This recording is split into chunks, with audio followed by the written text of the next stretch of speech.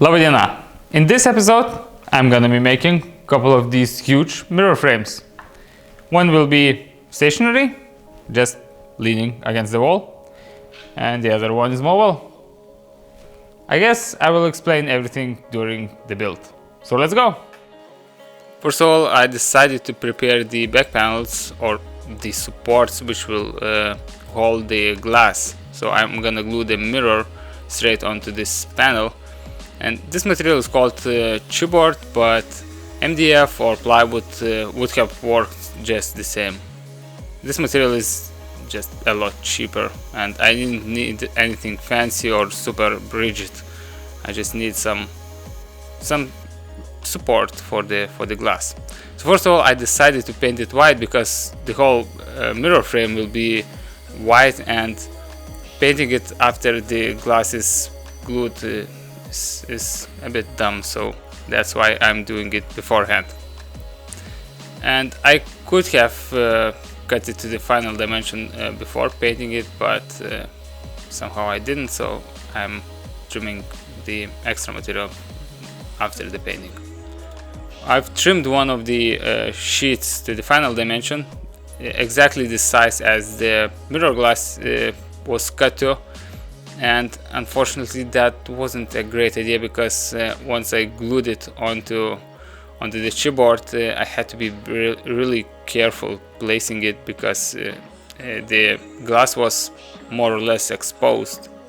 So for the second panel, I offset the dimensions ever so slightly and created the panel bigger, and therefore the mirror was the glass was a bit more protected, and I didn't have to worry about placing it on the concrete floor or whatever.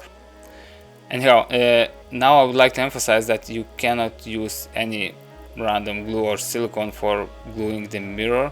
You have to choose specially designed glue for mirrors, because some acids or dilutant agents may damage the film on the back of your mirror, and basically your mirror will be scrapped. So be smart on this one. Okay, so it's final time to manufacture the frames themselves. So as most of our projects, it starts with ripping the lumber. So here you can see my colleague cutting some ash stock and preparing the pieces for the glue up.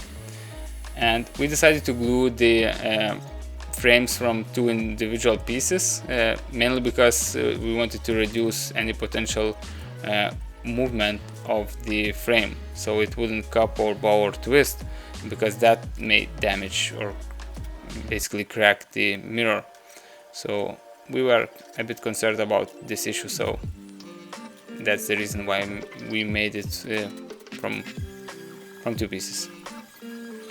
And now it was time to shape the stock to a bit more appealing appearance, and I decided to do that with the shaper, mainly because I have bought this automatic feeder and I was really eager to try it out, so now it's the perfect time for that.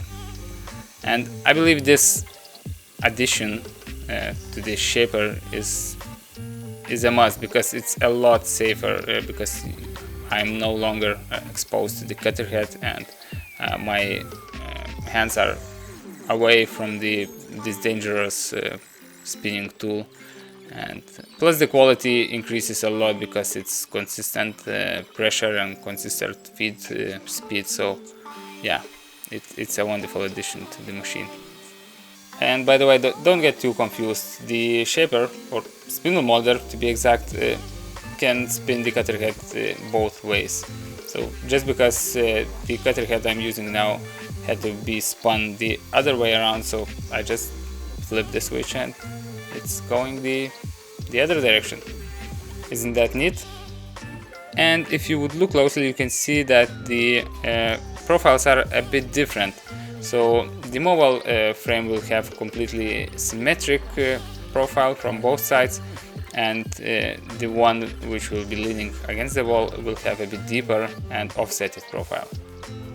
Now it was time to set the fence, and as usual I made a test cut to check if I got it at exactly 45 degrees, because if not, even half a degree can compound into really terrible result. So precision is really crucial here. And speaking about precision, well, I had a bit of an issue here, but actually it's no longer a precision issue. It's a communication issue. And at this point I had a couple of options, either to make a new frame or fix this one. And since it will be painted completely white, so I decided to fix it and save some material.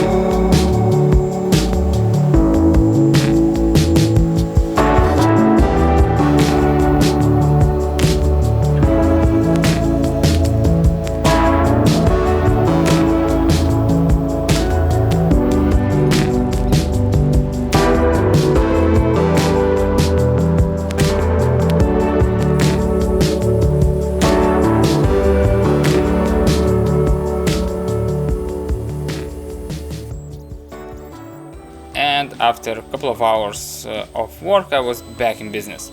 So I prepared all of the pieces, I've cut all the corners, and I decided to secure these with regular screws, just because the frame is so tall and nobody gonna see the screws up there, neither on the bottom. And those screws are just for easier assembly. I will eventually add a couple of dominoes in every corner, so this will be plenty strong enough.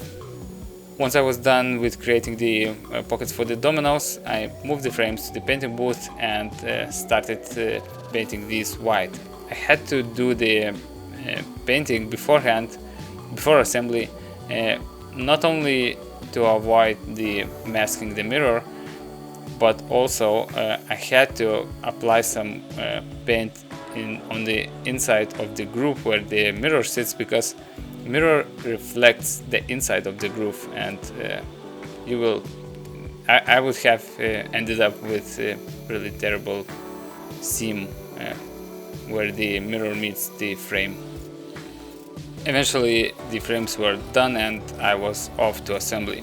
And to make things a bit easier for me, I glued the dominoes beforehand, so I wouldn't have to rush gluing both, applying the glue on both ends of the domino. I decided to combine two different types of glue. The mirror glue I used for the groove where the mirror sits in the frame, and I used polyurethane glue on the corners. I made sure not to use too much, because these are like finished pieces and I didn't want any squeeze out, or as little of a squeeze out as possible, and it worked out well.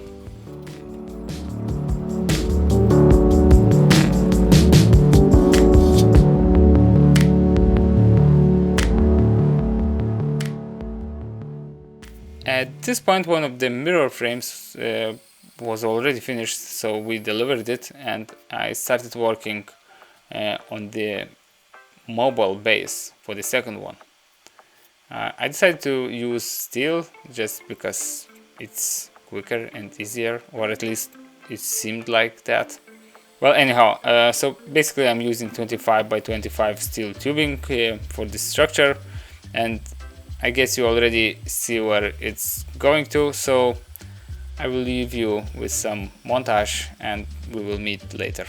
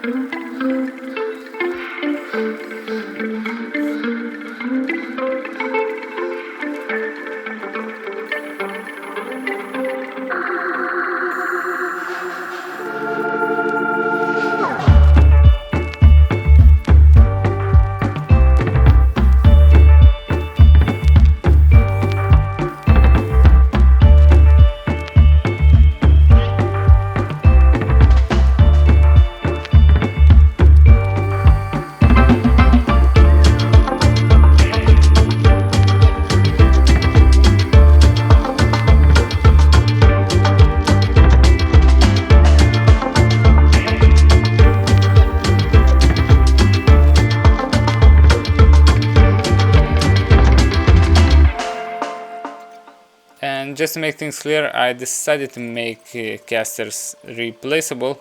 I didn't weld these straight on, just in case something goes wrong and the client will want to replace these. And that's about it, guys. Sincerely thank you for being with me, and I really hope to see you soon. Bye bye!